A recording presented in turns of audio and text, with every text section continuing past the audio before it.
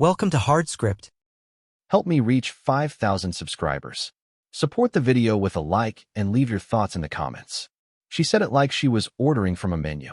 Calm, casual, almost bored. Honey, intimacy once a month only. That's all I can give. I sat across from her at the dining table, my fork halfway to my mouth, frozen in the air. 11 years of marriage condensed into a sentence that sounded like a contract clause. She didn't even look up from her glass of wine when she said it.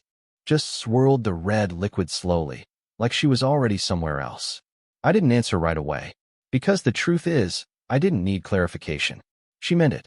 It wasn't a joke, wasn't frustration, wasn't a moment of heat. It was a declaration, a boundary she wanted to carve into stone.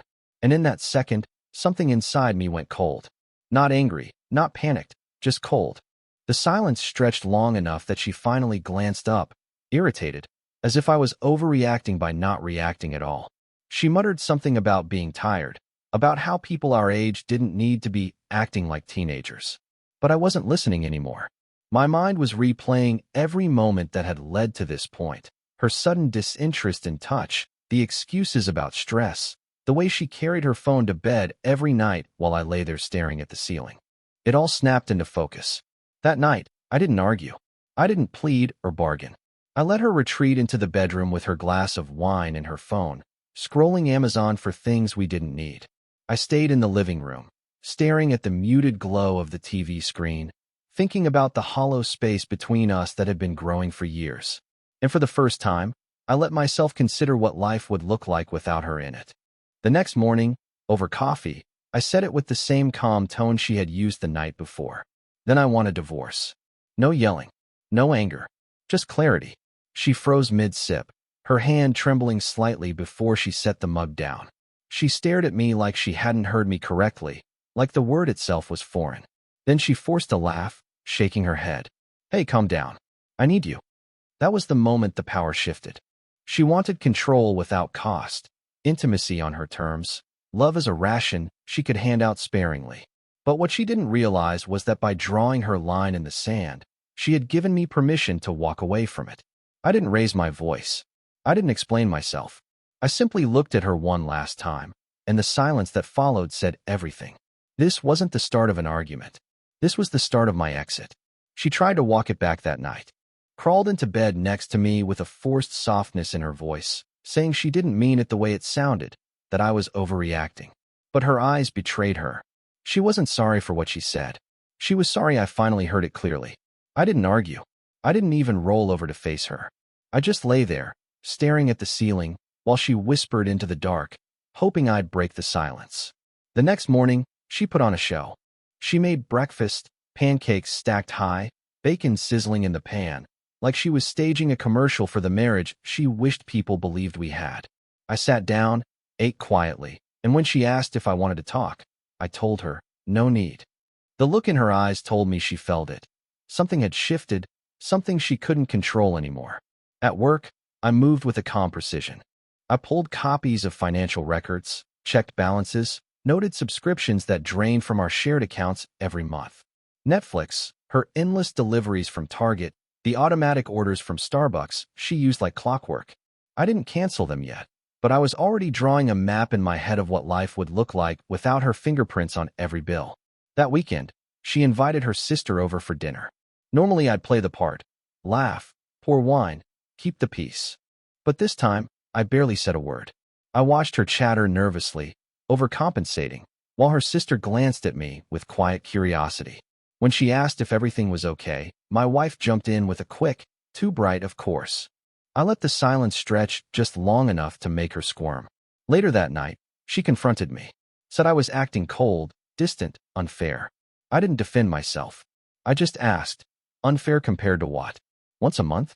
She froze, her lips parting, but no answer came. She turned away, muttering something about being tired, and walked upstairs. I stayed behind, sitting at the kitchen table long after the house went quiet. In that stillness, I realized something important.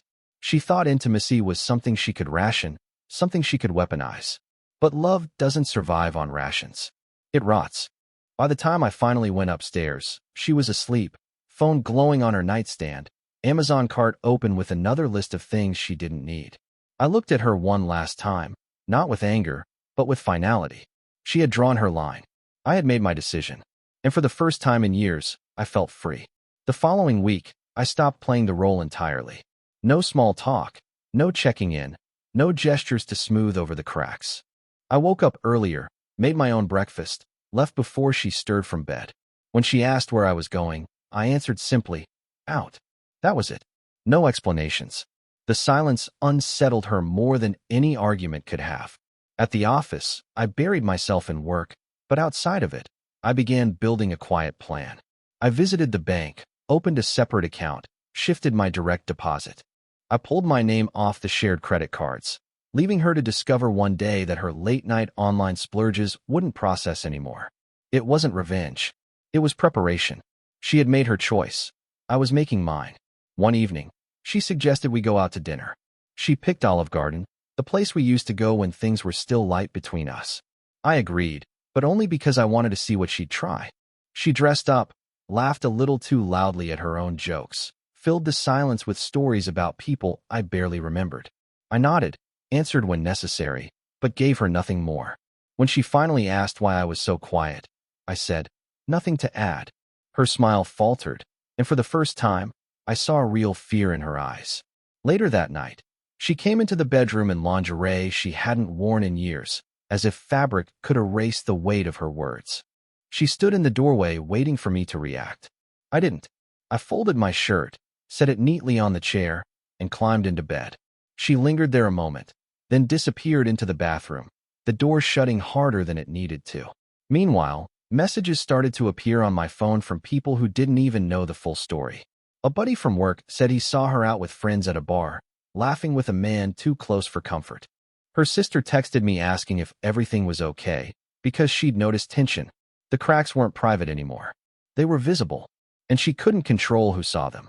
That night, lying awake, I realized I no longer cared if she tried to win me back, if she tried to reset the narrative. She had already shown me what I meant to her. Once a month. A ration. An afterthought. And the cruelest part was, she expected me to stay grateful for it. But I wasn't grateful anymore. I was finished. And while she slept peacefully beside me, believing she still had time, I was already halfway gone. It didn't take long before she realized something had shifted permanently. She began hovering around me in ways she never used to, lingering in the kitchen while I made coffee, asking if I wanted to watch a movie, suggesting we go out together. It was almost pathetic, this sudden burst of attention, like she was trying to rewind years of neglect in a single week. I didn't shut her down with anger. I let her try, then answered with the same cold clarity that had become my shield. Short replies. A nod. Sometimes nothing at all. One evening, she tried to corner me. She asked directly if I was serious about divorce, if that word had been a bluff. I looked her in the eye and told her, calm as stone, I don't bluff. The silence after that sentence weighed heavier than anything else I could have said. She tried to laugh it off, said I was being dramatic, that marriages go through phases. I didn't argue. I simply picked up my jacket and walked out. I drove with no destination, ending up at a Waffle House off the highway. I sat at the counter, ordered black coffee and eggs, and thought about the life I wanted. The hum of the place, the quiet routine of strangers around me, felt more alive than my own home had in years. For the first time in a long time, I wasn't suffocating. When I came back hours later, she was waiting in the living room, pacing. She asked where I had been, her voice sharper now, threaded with panic. I answered the same way I always did. Out. That single word burned her more than any accusation. It told her she no longer had access to me, no longer had control. Over the next days, she began calling me during work, something she never used to do. Short messages filled with empty attempts at connection. Miss you. Hope your day's good. Dinner tonight. I read them, sometimes didn't reply at all. The more she reached, the further away I pulled. It was deliberate, and it was working. But the moment that sealed it came late one night. She stood at the foot of the bed, tears on her face, and said she couldn't live without me, that she needed me. I sat up, looked at her, and let the silence answer. Because by then, I had already learned the truth. Needing someone is not the same as respecting them. And in that silence, she finally realized she had lost me. Not with a scream, not with a fight, but with the words she thought I would accept forever, once a month only. Her desperation only grew louder after that night. She began planning dinners, dragging me to restaurants we hadn't visited in years, trying to create snapshots of a marriage that no longer existed. At Olive Garden, she leaned across the table with a nervous smile, talking too much, laughing too hard. But the room between us felt hollow. I let her play her part while I sat back, calm and quiet. When the server asked if everything was fine, she quickly answered yes, her voice tight, while I just nodded. The cracks were showing, and not just to me anymore. Back at home, she started trying to reclaim intimacy in ways that felt more like negotiation than love. She brushed against me in the hallway, lingered with touches that once would have mattered, but now meant nothing. I didn't reject her outright. I simply didn't react. And that absence was worse than rejection. It told her she no longer had power over me. Meanwhile, I was already building my exit in silence. I began moving cash, clearing joint accounts, making quiet calls to attorneys during my lunch breaks. I wasn't rushing. I was precise. Every step was measured, every decision intentional. She had spent years teaching me how to live without closeness. Now I was teaching myself how to live without her. Her attempts grew frantic. She started scrolling through my phone when I left it on the counter, checking receipts in my wallet, even sniffing my clothes like she expected to catch me in something. But there was nothing to find. I wasn't chasing anyone else. I was chasing freedom. That truth terrified her more than if I'd been unfaithful. Because it meant she wasn't being replaced, she was being erased. One night, her sister came over unannounced. I watched from the kitchen as they spoke in hushed tones, my wife's voice cracking, her hands moving nervously. I didn't step in. I didn't defend myself. I let her explain the silence to someone else. Later, when her sister gave me a sympathetic look on her way out, I realized the story was slipping from her control. People were noticing. That night, she tried again, standing in the doorway in that robe she thought still carried weight. She said she wanted to fix things, that she'd try harder. I looked at her for a long moment, then turned off the light and rolled onto my side. No words, no promises, just silence. Because by then, I understood something clearly. She didn't want me. She wanted the comfort of knowing I'd always be there, no matter how little she gave. And the most powerful thing I could do was show her she was wrong. By now, the house didn't feel like ours anymore. It felt like a stage where she rehearsed desperation while I watched from the shadows. She tried everything, texting me at work with heart emojis, leaving little notes on the counter, cooking dinners she used to scoff at making. None of it mattered. Every gesture felt less like love and more like panic. I didn't push her away. I simply didn't meet her halfway.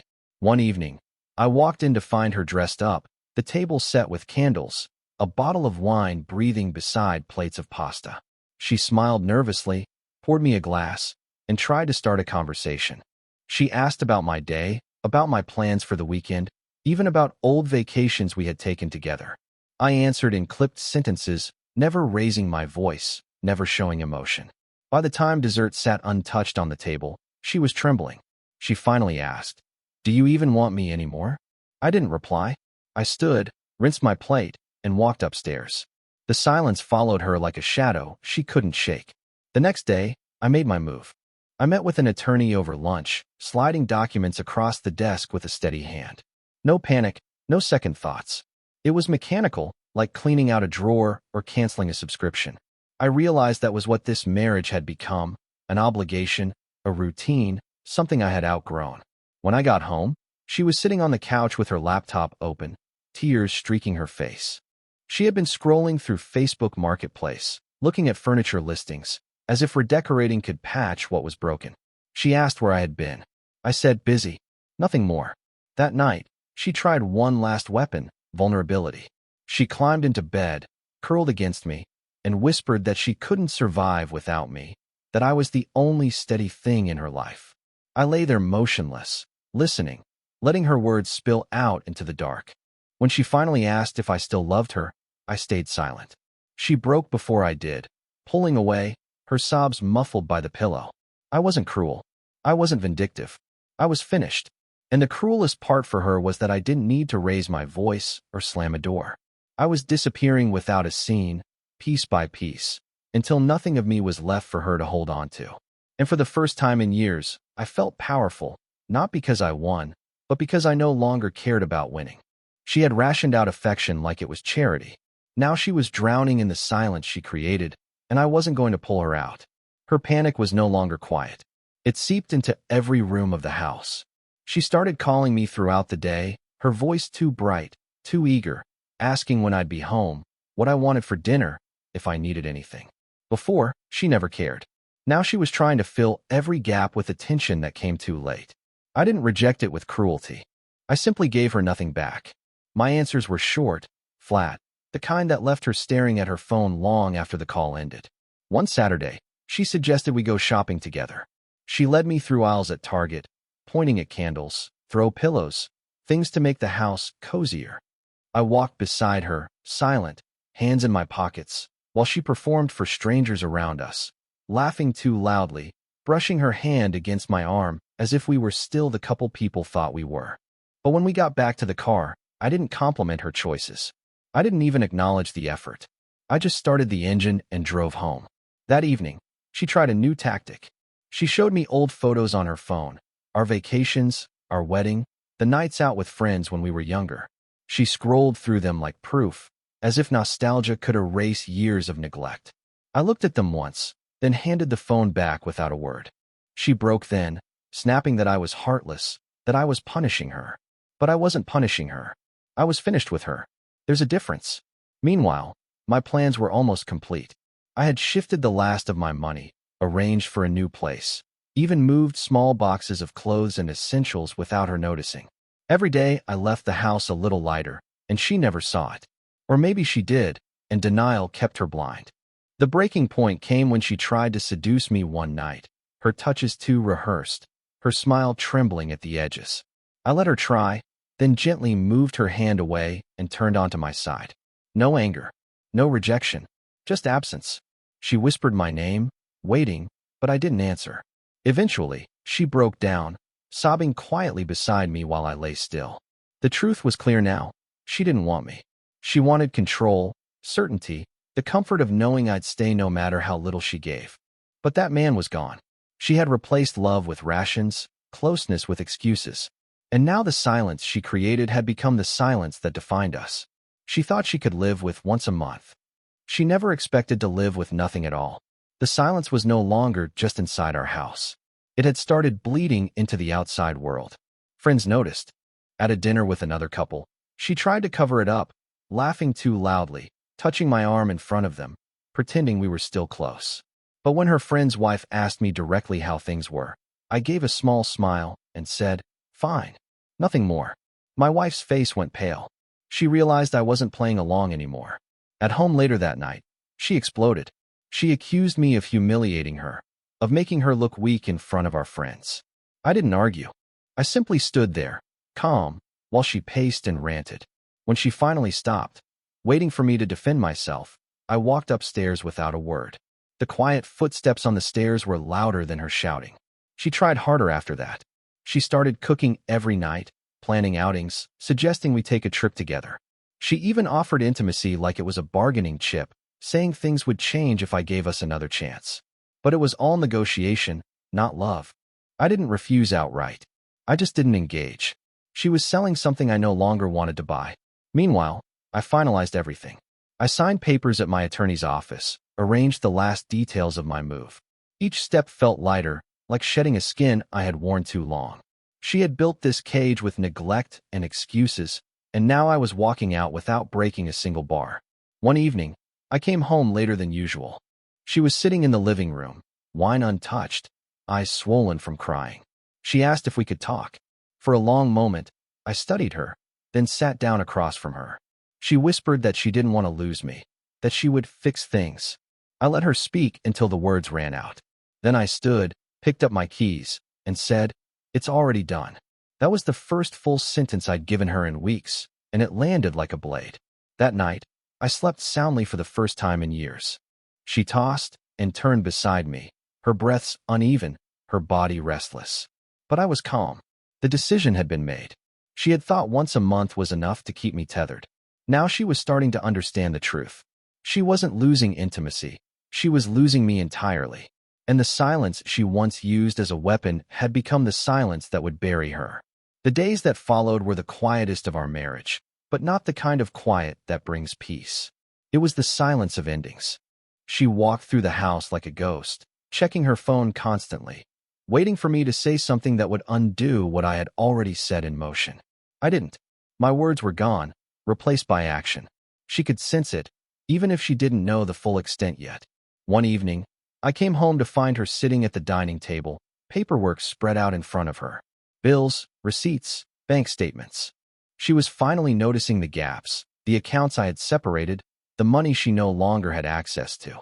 She looked up at me with wide, panicked eyes, but I didn't explain. I poured myself a glass of water, sat down across from her, and drank it in silence. She whispered, "You're leaving me, aren't you?" I stood, rinsed the glass, and walked upstairs. The next morning, she tried again. She made breakfast, her voice trembling as she asked if we could start over. She said she'd do better, that she understood now. But understanding after the fact isn't redemption, it's desperation. I ate quietly, left my plate in the sink, and walked out the door. No reassurance. No promise. Just absence. Her sister called me later that day, her voice heavy with concern. She said my wife had broken down, sobbing, saying she didn't know how to fix things. I didn't deny it. I didn't explain. I simply said, she made her choices. That was all. And I could tell from the silence on the other end that her sister finally understood too. By then, my new place was ready. A modest apartment, nothing fancy, but it was mine. Free from the constant weight of neglect. I had already moved my essentials, packed away the parts of myself she never cared to notice. The house we shared was nothing more than a shell now, a place filled with echoes of what used to be. That night, she tried one final approach. She stood in the doorway of the bedroom, her face streaked with tears, her voice barely above a whisper. She said she needed me, that she couldn't survive without me. I looked at her for a long moment, then turned off the light and lay back down. She stayed frozen there, waiting for something that never came. And that was the moment I knew she finally understood. I wasn't bluffing. I wasn't threatening. I was gone. Not in anger, not in rage, but in silence. The kind of silence you don't come back from. The end came without a fight. No screaming, no slammed doors, no dramatic confession. Just silence and finality. I woke early on a Saturday, packed the last of my clothes into the truck, and stood in the driveway for a moment, watching the house. It wasn't home anymore. It was just walls that had contained years of neglect and the echo of her words. Once a month only. That sentence had buried everything long before I walked away. She must have heard me moving around, because she came outside barefoot, her robe tied loosely, her face pale from another sleepless night. She looked at the bags in the truck, then at me. Her lips trembled, but no words came. For once, she didn't have excuses, negotiations, or conditions. Just fear. I didn't yell. I didn't explain. I opened the door of the truck, placed my hand on the frame, and looked at her one last time. She whispered, "Please, don't go. I need you." I let the silence stretch between us, heavy and unbroken, until it felt like the air itself was suffocating her. Then I said, calm and steady, needing me was never the same as respecting me. Her knees buckled slightly, her hand reaching for the railing as if the weight of that truth knocked the ground out from under her. I didn't wait for her to recover. I climbed into the truck, started the engine, and pulled out of the driveway. In the rearview mirror, I saw her standing there, small and shaking, surrounded by everything she thought she controlled. By the time I reached my new apartment, the silence inside felt different. It wasn't heavy anymore. It was clean, sharp, almost liberating. I unpacked slowly, setting up the pieces of a life that belonged to me again. No negotiations, no rationed affection, no pretending. Just freedom. Friends eventually heard. Some called to check in, surprised but not shocked. They had seen the cracks too. I didn't tell them much, just that it was over. I didn't need to justify myself. The silence spoke for me. Every so often, my phone lit up with her name. Calls, messages, even voicemails where she sobbed, begging me to talk, to reconsider, to give her one more chance. I never responded. She had drawn her line in the sand, and I had walked past it without looking back. The last time I drove by that old house, the lights were on, but the windows looked empty. I parked for a moment, stared at the place where I had once waited for her to notice me, to choose me. Then I drove away, calm, steady, certain. I hadn't disappeared. I had simply stopped showing up where I was never respected. And in that silence, she finally heard what she had lost. Been through it. When they crossed a line, and you made sure they felt it.